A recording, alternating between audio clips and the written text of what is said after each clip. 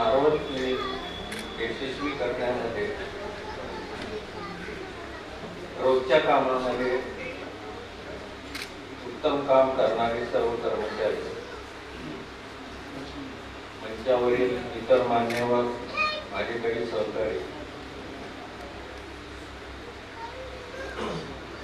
मी 25 वर्ष private practice केली आणि त्यानंतर मेडिकल कॉलेज सुरू झालं. शिकवण्याची आवड म्हणून मी माझं हॉस्पिटल चालू असलेलं बंद करून मेडिकल कॉलेजला आलो. मेडिकल कॉलेजमध्ये मला सगळ्यात पहिल्यांदा मार्गदर्शन शिरोळे सरांचं मिळालं. काम कसं करायचं आणि कसं करून घ्यायचं. कॉलेज नवीन होतं त्यावेळेस अनेक वेळा रात्री 12 वाजता सुद्धा कॉलेजच्या मीटिंग सरांनी घेतल्या होत्या. प्रसंगी कुठलंही काम करण्यात त्यांना कधीही कसलाही कमीपणा वाटला नव्हता.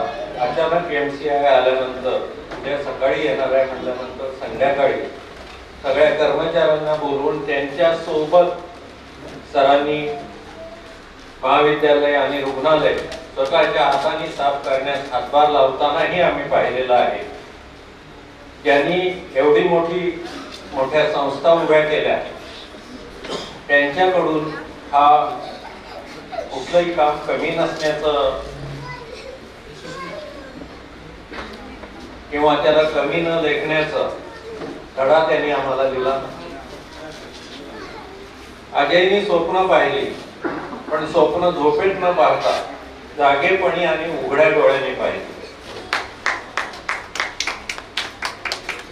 आज बऱ्याच ठिकाणी बऱ्याच मोठमोठ्या संस्था वेगवेगळ्या क्षेत्रातल्याही उभ्या राहिलेल्या पाहतो. त्या उभ्या राहत असताना बिझनेस आहे त्यात चालायचंच असं म्हणून बहुतांश संस्था या मूळ मानवतेला बगल देऊन उभ्या केलेल्या आढळून येतात.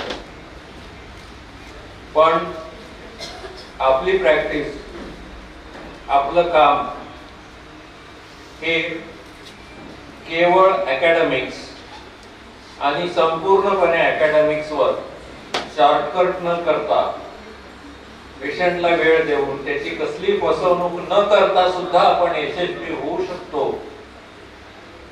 हे उदाहरण सगळ्यांनी घेण्यासारखं आहे. ते या दोघांकडून सगळ्यांनी घेण्यासारखं आहे असं मला वाटतं.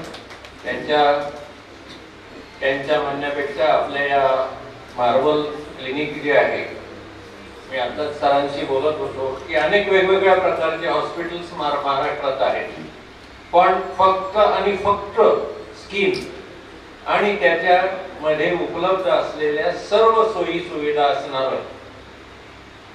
हॉस्पिटल मला वाटतं महाराष्ट्रात, पुण्या मुंबईत सुद्धा कुठंही नाही. प्रत्येक हॉस्पिटलमध्ये तो एक विभाग म्हणून चालवला जातो.